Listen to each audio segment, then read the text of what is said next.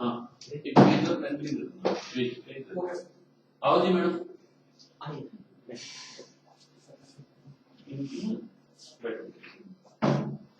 Angiography हमने की है उसमें ना थोड़े से इश्यूज हैं। देखो एक तो हार्ट के अंदर 3 आर्टरीज होती हैं तो ये तो इनकी राइट कॉर्नरी आर्टरी है, ठीक है समझ गए। राइट में एक होती है आर्टरी वो ये है, उसमें ना काफी नैरोइंग्स हैं, आप ये देख रहे हो ये नॉर्मल है, यहाँ आते आते बिल्कुल नैरो हो जाती है, ठीक है। तो ये ब्लॉकेज तो इनको है ही, इसमें तो खैर कोई डाउट नहीं है, ठीक है। ये देखो बहुत टाइट ब्लॉकेजेस है। अब क्या है कि जो लेफ्ट साइड की आर्टरी है, लेफ्ट साइड में 2 आर्टरीज होती है, हमने यहाँ से हम कोशिश कर रहे हैं तो लेफ्ट साइड की आर्टरी पे हम पहुंच नहीं पा रहे, समझ गए। उसका रीजन क्या होता है, ये हमारा अयोटा है, ठीक है, जिसमें से ये ब्रेन को आर्टरी जाती है और यहाँ से राइट कॉर्नरी आर्टरी और यहाँ से लेफ्ट कॉर्नरी आर्टरी ऐसे निकलती है, ये 2 में डिवाइड करती है, ये नॉट में होती है। हम यहाँ से कैथेटर डालते हैं और इसको हुक करके, ये हुक किया हमने पिक्चर आ गई, ये वाला हम हुक ही नहीं कर पा रहे। उसका रीजन क्या है, what we are suspecting is कि there is a dissection in the, ये जो मेन अयोटा है इसमें एक जगह हमें ऐसा लगता है कि डिसेक्शन है। डिसेक्शन मतलब ये होता है कि यहाँ से ये आर्टरी ब्रेक हो गई है, ठीक है, और ऐसे फॉल्स ल्यूमन बन गया है। अब फ्लो इसमें से जाते हैं तो इसमें पहुंच जाते हैं, इसमें कभी एंटर इसमें आ ही नहीं पा रहे यहाँ पे, ठीक है। हमने इको से भी दोबारा कंफर्म किया, so this is a very serious matter. अगर एओर्टिक डिसेक्शन है तो एक्यूट डिसेक्शन जब किसी होती है तो पेशेंट शॉक में चला जाता है। कई बार छोटी मोटी डिसेक्शन होती है वो कई टाइम तक पड़ी रहती है, अपने को भी पता नहीं चलता, लेकिन हमें अब लग रहा है, but this is not the diagnostic कि हम 100% आपको कह सकें कि इसमें डिसेक्शन है। इसके लिए डायग्नोस्टिक जो होता है वो होता है सीटी आयोटोग्राम, वो डायग्नोस्टिक होता है, वो सीटी स्कैन से होता है, समझ गए। तो हमने बात कर ली है रेडियोलॉजी में, we are urgently shifting him for CT aortogram. C we don't want to fiddle with this to read this, क्योंकि इसमें रिस्क भी होता है, अगर ये बस्ट हो जाए कुछ हो जाए। तो हमने बड़ा जेंटली देखा, ये हो गया, ये नहीं हुआ तो हमें सस्पिशन हुआ, हमने इको में देखा, हमारा सस्पिशन कंफर्म लगा हमें, फिर वी आर गोइंग फॉर सीटी aortogram. After CT aortogram we will take a call कि क्या होना है इसमें। अगर ये सस्पिशन हमारा कंफर्म हो जाता है कि डिसेक्शन है, घबराने वाली बात नहीं है उसमें कोई, बट देन दिस में रिक्वायर ए सर्जरी। और ये जो ब्लॉकेजेस हैं, ये जब इसकी सर्जरी होगी तो साथ साथ इसकी भी हो जाएगी सारा कुछ, मतलब जो हार्ट की आर्टरीज की ब्लॉकेज है वो जब एक बार हार्ट खुलेगा तो सारे काम ही हो जाएंगे। But we need to confirm this. Next we need to see this also, है ना, लेफ्ट कॉर्नरी आर्टरी भी हमें देखनी होती है। अब अगर ये एरोटोग्राम कहता है कि यहाँ डिसेक्शन है तो हम कैथेटर के थ्रू तो इसमें जा नहीं सकते, फिर हम कोशिश करेंगे एक सीटी कॉर्नरी एंजियोग्राफी से, सीटी स्कैन से ही लेफ्ट आर्टरी देखना चाहेंगे, क्योंकि सर्जन भी इसको, अगर हम नॉर्मल सर्जरी का प्लान भी करते हैं ये आर्टरीज तो देखनी पड़ेगी ना, तो वो नेक्स्ट स्टेप होगा। सो पहले सीटी एरोटोग्राम होगा, उससे हमारा ये डायग्नोसिस कंफर्म हो जाएगा, then we will again sit and talk to you and decide कि आपको बताएंगे कि नेक्स्ट क्या होना है। अगर सपोज भगवान ना करे सर्जरी होनी है, then you can take a call कि सर्जरी होनी है, तो उसी टाइम ये काम करा के सर्जरी हो सकती है। अगर ये आता है कि ये नहीं है जो हम सोच रहे हैं, because this are suspicion, we can drop also, नहीं आता then we take further call कि फिर हम डायरेक्टली इसमें एंजियोग्राफी करेंगे, ठीक है। So half angiography has been done, half नहीं हो पाई है, रीजन बीइंग कि जो मैंने आपको बता दिया, there is a suspicion of aortic dissection. Aortic dissection potentially is a life threatening condition, so that is why we are taking all precautions, and हम उनको अभी हमने तुरंत रेडियोलॉजी में बात कर रही है कि डायग्नोसिस कंफर्म।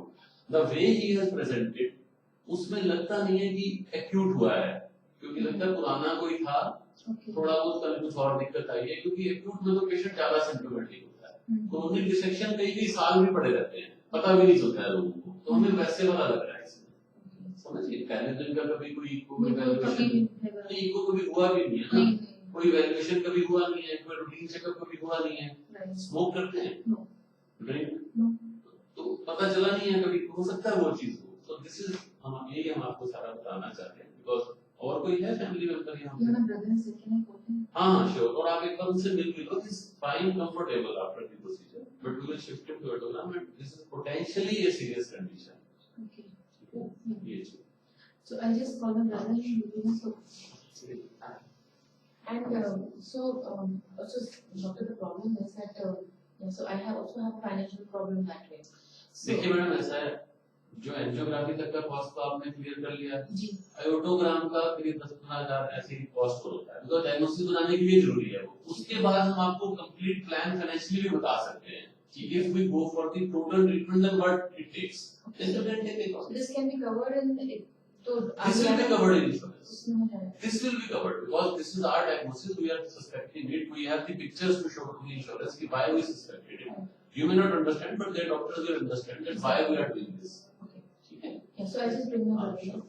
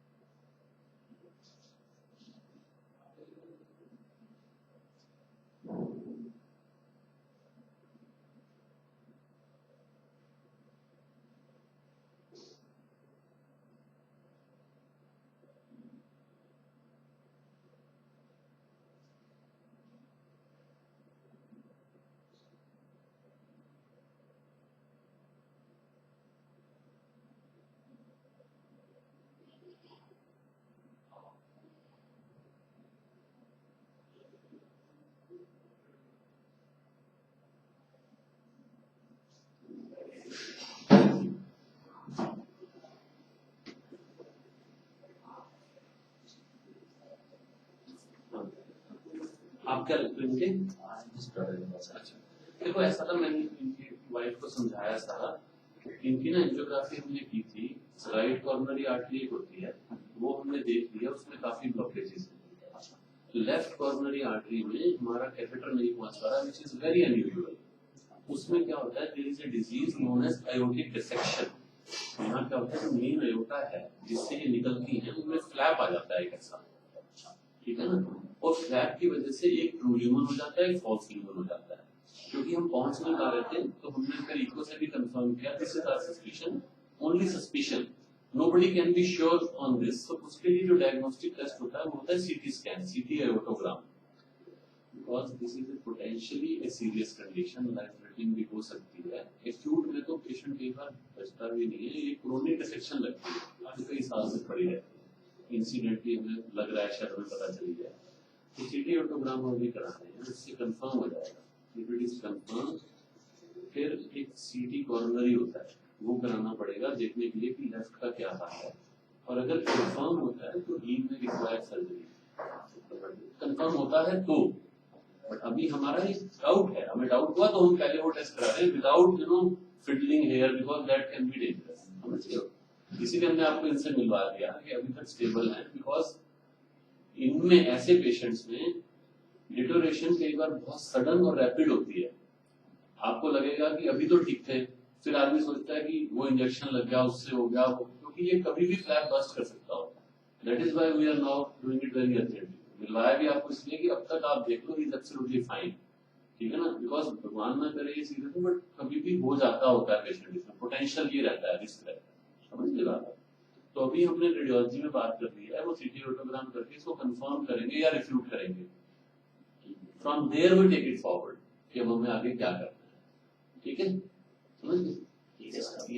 हाँ, हमने बात कर ली है, अभी जैसे लॉजिस्टिक लेके अभी कर रहे हैं। So Abhi say, I mean, they're not very, he's very afraid of the pain and all that.